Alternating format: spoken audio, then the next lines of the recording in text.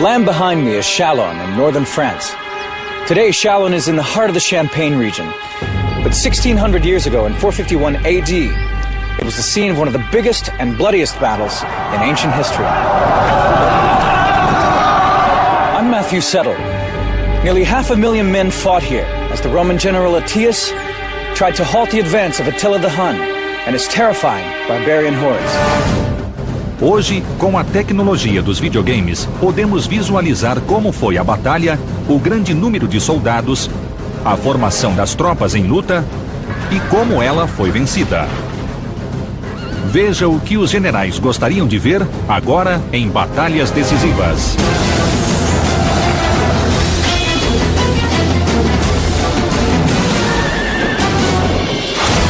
Batalhas Decisivas. In 451 AD, the Roman Empire was in tatters. The glory days of Augustus, a distant memory. O Império Romano se estendia do Mar Mediterrâneo até a Europa, Ásia e África. Em 451 d.C., Roma não era mais o centro do governo, e o Império estava dividido em dois. Enquanto o Império Oriental sediado em Constantinopla era rico e bem conduzido, o lado ocidental fora devastado pelas tribos bárbaras. The Roman Empire was neither Roman nor it was an empire. It had been dissected between East and West. It was not in control of its borders. They would have been progressively hard-pressed to see a oneness in the empire that was about them. It was made up of armies, it was made up of governors, it was made up of garrisons and towns. It had become a fragmented world. De Ravenna, norte da Itália, Valentiniano III governava os restos do Império Ocidental e almejava o comando da Espanha, Gália e Itália, países controlados por líderes locais e colonizadores bárbaros. A Gália, a atual França, era dominada pelos visigodos e a Itália pelos vândalos. What's more, Valentinian's general and chief advisor, Flavius Aetius, was half barbarian. He was obviously a very capable commander with considerable experience. He was clearly a very considerable politician. He had occupied the top spot for quite some years. He had an Italian mother, but was raised among the Visigoths, and had even spent a year with the Huns. He knew Hunnic ways, he grew up in a silk tent, he learned to ride a horse, probably with the Huns. He's often called the last of the real Romans, the last of the noble Romans, or the noble Roman, inasmuch as for 30 years he seems to have been very active on the northwest frontier of Rome in a series of holding actions, trying to keep out Franks, trying to keep out Goths from getting into the unprotected and bountiful areas of central Italy and Spain. O Império Ocidental era um alvo tentador para as tribos bárbaras. E em 451 d.C., um líder bárbaro se destacava de todos os outros, Átila, o Huno.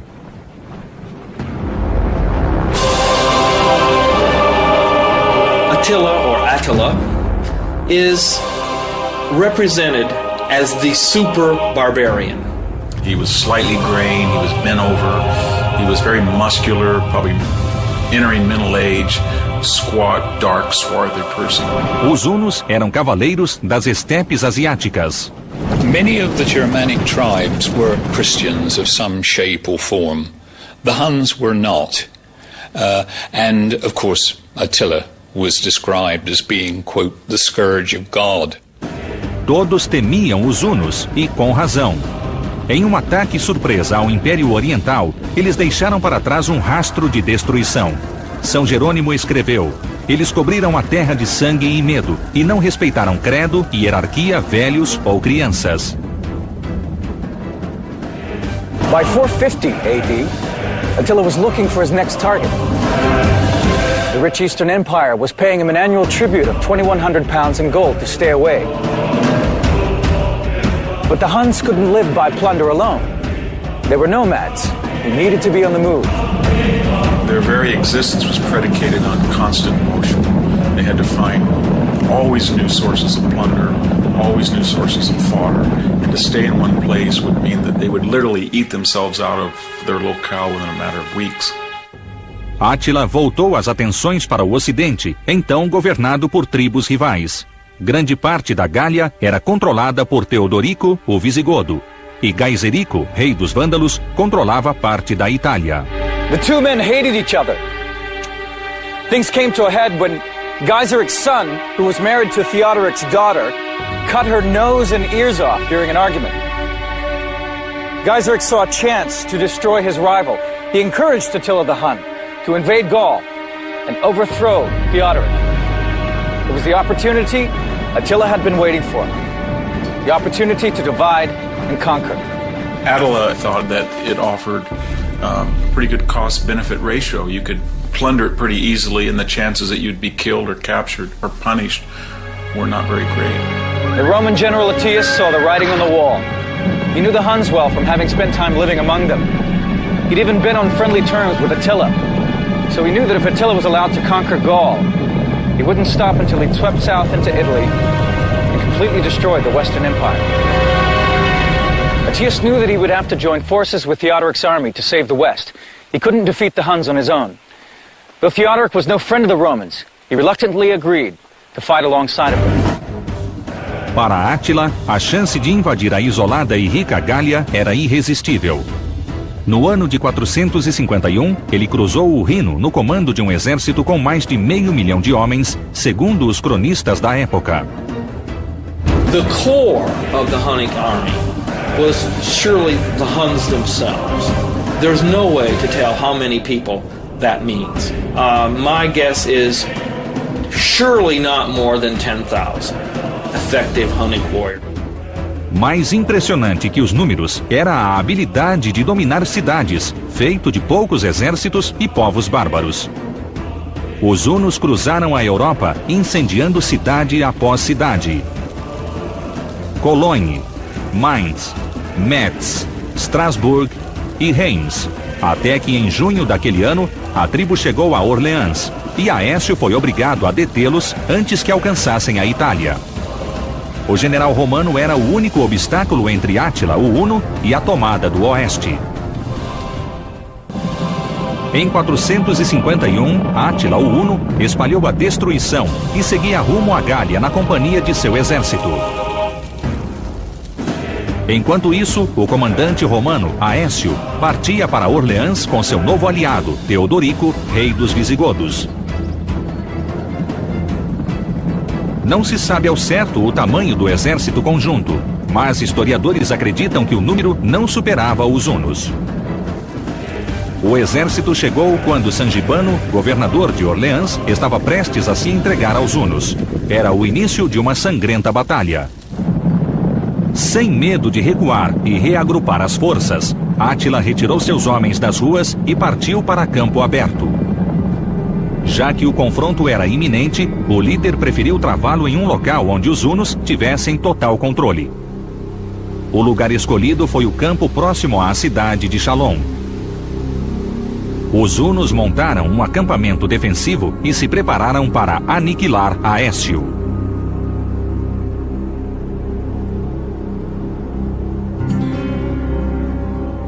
Átila não mostrou interesse de lutar antes do anoitecer e permaneceu com seus homens dentro do círculo blindado. Estaria ele buscando mantimentos para as tropas? Ou apenas fazendo os romanos esperar horas em formação de batalha?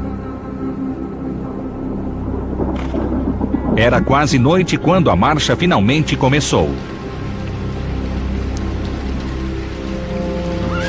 Mas a pouca luz não impediu que os romanos vissem o enorme exército formado atrás deles.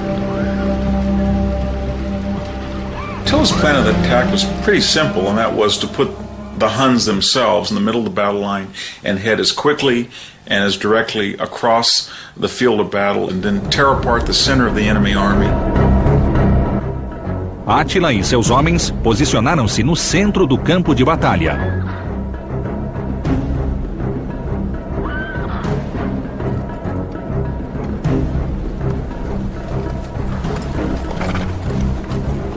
Pelos flancos seguiam os ostrogodos e os gépidas, tribos bárbaras aliadas. Esta era a cavalaria padrão, munida de lanças e espadas e usando de mobilidade e força de ataque para infligir perdas. Do outro lado do campo, Aécio posicionou os romanos no flanco esquerdo e ordenou que Teodorico e os visigodos se alinhassem no flanco oposto.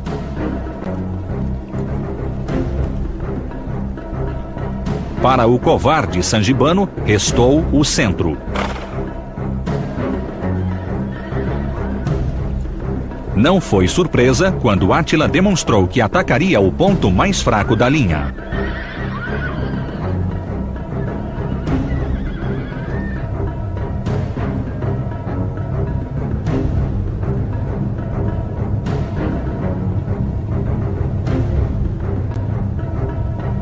The Romans had placed the weakest part of their force in the center. A person who was a commander of a group of barbarians who had just in the past few weeks been negotiating with Átila to surrender. The Romans placed that force in the middle so that they couldn't get away and couldn't run away. That's precisely where it turned out Attila's force struck. Átila's strength hit Roman weakness.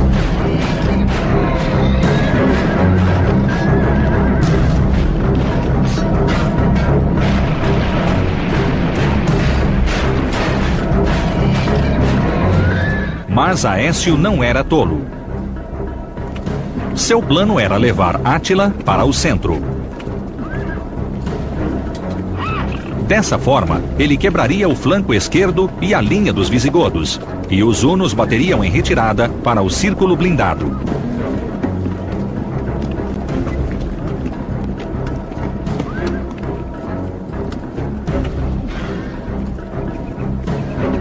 O plano era cruel.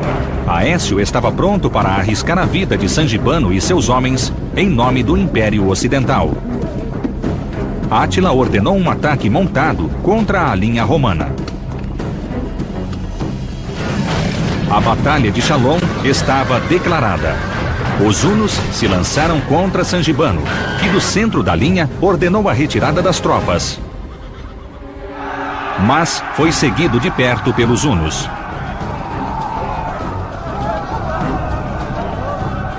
Aécio sentiu a supremacia das tribos aliadas. Embora conseguisse cercá-los, seu exército perdia em número e não foi capaz de manter a posição. His idea was that if his Visigothic allies on the right and Romans and Franks on the left could sandwich in Átila, then he could enfold them on the flanks and do some type of canine encirclement. Os visigodos mostraram forte resistência no flanco direito. A batalha crescia em ferocidade.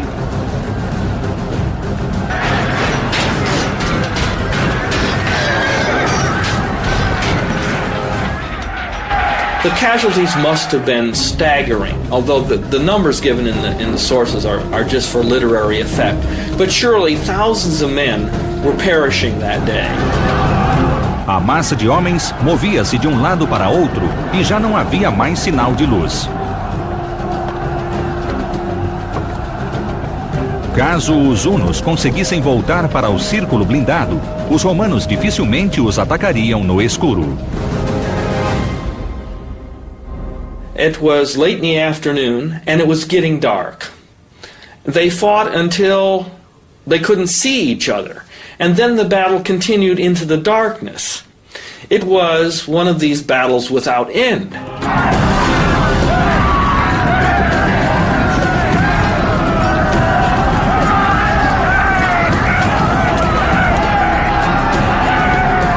The Visigoths chose to attack the flank of the Hun. So it was the Visigoths who saved the day. O ataque visigodo foi suficiente para virar o jogo a favor de Aécio.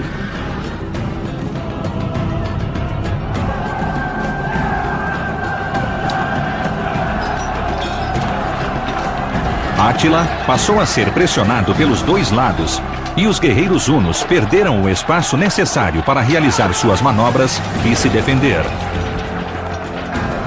Enquanto o rumo da batalha se definia, uma tragédia se abateu sobre os visigodos. Teodorico, rei da tribo, foi derrubado do cavalo. Mas antes de levantar, foi pisoteado pela própria cavalaria. A posição de Aécio era delicada. Com a perda de seu principal aliado, será que os visigodos continuariam a lutar? E será que venceriam a escuridão? Em 451 d.C., o general romano Aécio lutou para salvar a civilização ocidental das mãos de Átila, o Huno. Na batalha, morreu seu aliado Teodorico, rei dos visigodos. Torismundo, filho de Teodorico, assumiu o controle da tribo.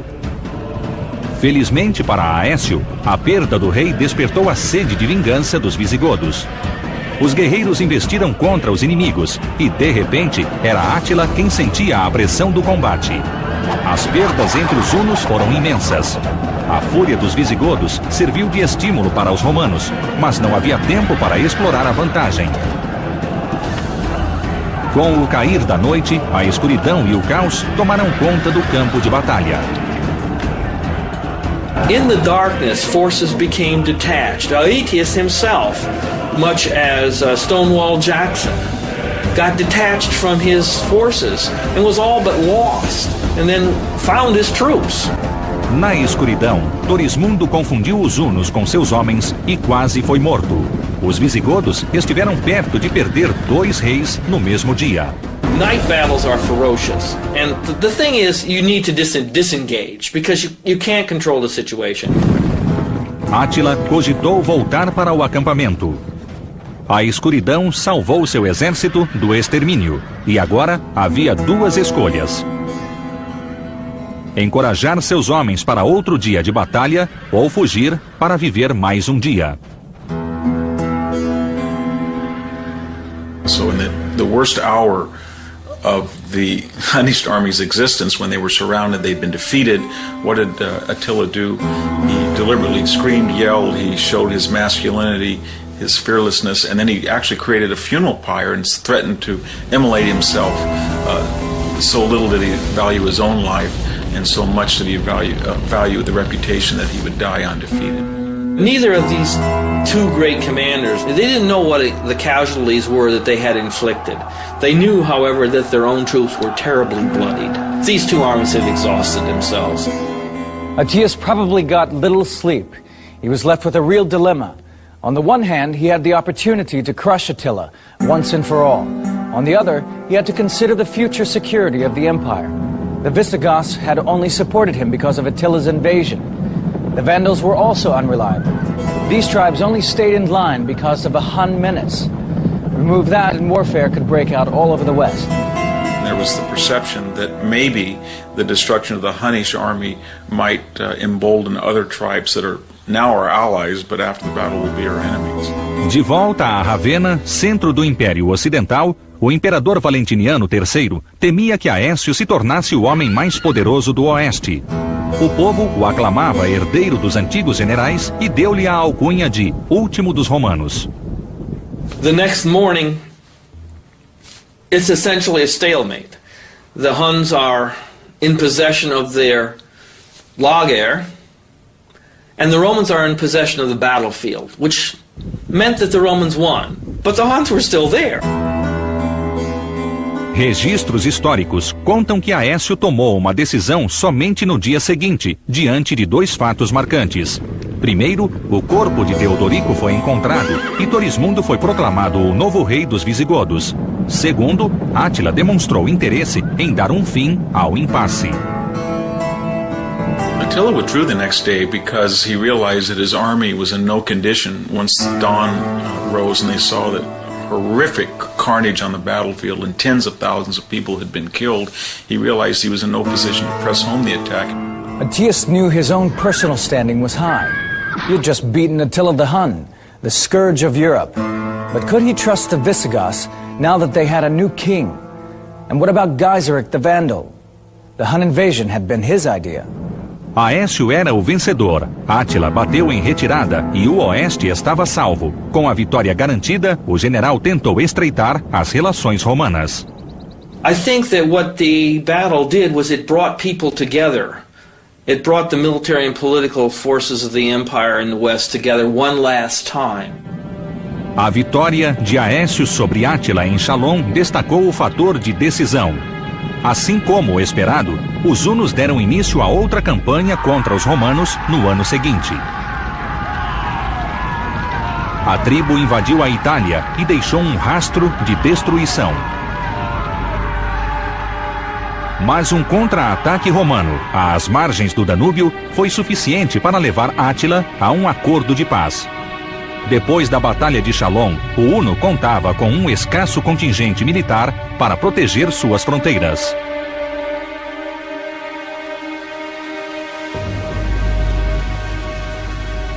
The following year, Attila the Hun died, as he had lived, bloodily. He married a young bride, and drank so much that when he had a nosebleed, he drowned in his own blood. Without their fearsome leader, the empire of the Huns splintered and fell apart. And as for Attius, his story ends badly as well. A few years after Chalons, he tried to marry Eudoxia, the daughter of Valentinian.